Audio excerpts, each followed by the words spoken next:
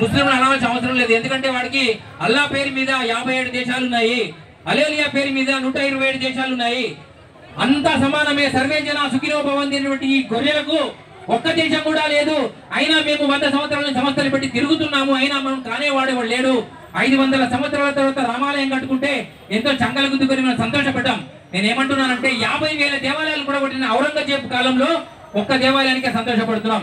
ఇంకా 49,999 దేవాలయాలు ఇప్పుడు నిర్మాణం కావాల్సినది ఉంది. దానికోసం అందరికీ లైసెన్సులు అవసరం ఉంది. ఖచ్చితంగా రాజా సింగ్ గారిని కోరుతున్నా, ఈ ఆవుల గురించి కాదు, మనుషులే చచ్చిపోతున్నారు. ఆవులు అందులో భాగం. కానీ ఇప్పుడు బంగ్లాదేశ్ గురించి కాదు, భారతదేశమే చాలా ఇబ్బందుల్లో ఉన్నది. తెలియకుండా ఇప్పుడు పాత బస్తీలో చాలా ప్రమాదంలో ఉంది. ఏ క్షణానైనా మొట్టమొదటి అటాక్ జరిగితే పాత బస్తీలో రాజా సింగ్ దగ్గరికి మొదటిగా వస్తుందని సందర్భంగా మీకు తెలియజేస్తున్నా. ఎందుకంటున్నా అంటే వారు మాత్రమే హిందూ ధర్మం కోసం గట్టిగా మాట్లాడుతున్నారు. పార్టీ ఏదైనా పర్వాలేదు. ఆయన మొదట కార్పొరేటర్ గా గెలిచింది టీడీపీలో, ఇప్పుడు బీజేపీ ఉన్నాడు.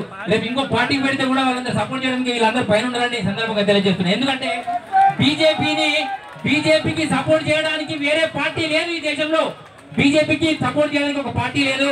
ఇదివరకు అఖిల భారత హిందూ మహాసభ ఉండే, కానీ దాన్ని కూడా మనం అణగదొక్కున్నాము. దాని కారణంగా ఈ రోజు కాంగ్రెస్ కు సిపిఎం సిపిఐ పార్టీలు ఎన్నో సపోర్ట్ చేస్తున్నాయి, కానీ భారతీయ జనతా పార్టీ సపోర్ట్ చేయకపోవడం వల్ల ఒక ముస్లిం పార్టీకి 7 ఎమ్మెల్యేలు ఉన్నారు, ఒక ఎంపీ ఉన్నాడు. మనకు హిందూ ధర్మం మొత్తానికి బీజేపీ ఉండి కూడా ఇప్పుడు నిన్న మొన్న సహోదరులకు 80 ఎమ్మెల్యే. ఈ 2 దేశాలను శాసించే 2 దేశాలు చైనా మరియు అమెరికా.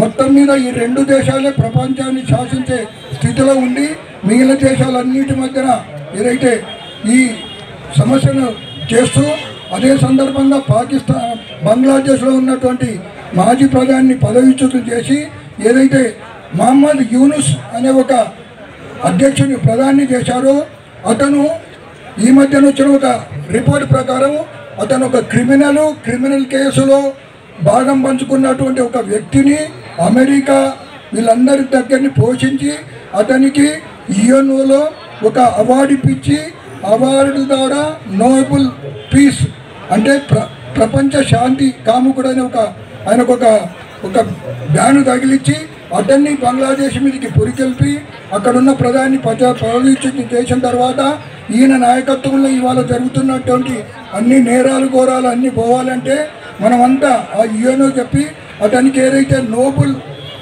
అవార్డు ఇచ్చారో దాన్ని మనం ఇక్కడి నుంచి దాన్ని క్యాన్సల్ చేయాలని ముక్తంకంఠంతో చేయించుతూ, అప్పుడే ఈ ప్రపంచంతో సుఖం శాంతి ఉండాలంటే ప్రపంచంలో ఉండే ఈ దుష్కృత్యాలు చేసే ఎవరైతే నాయకత్వం పోయినప్పుడే ప్రపంచం సుఖం శాంతి ఉంటుంది. కాబట్టి ఆ రకంగా మనం ఇక్కడ ఈ భాగ్యనగర్ హిందూ ఐక్య వేదిక ద్వారా ఆ మహమ్మద్ యూనుస్ ఖాన్ ఇచ్చినటువంటి నోబెల్ శాంతి అవార్డు ఏదైతుందో దాన్ని తిరిగి వాపసు చేయాలని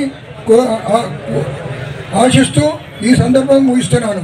భారత్ మాతాకి, భారత్ మాతాకి జై శ్రీరామ్. ధన్యవాదాలు సుందర్ రెడ్డిజీ.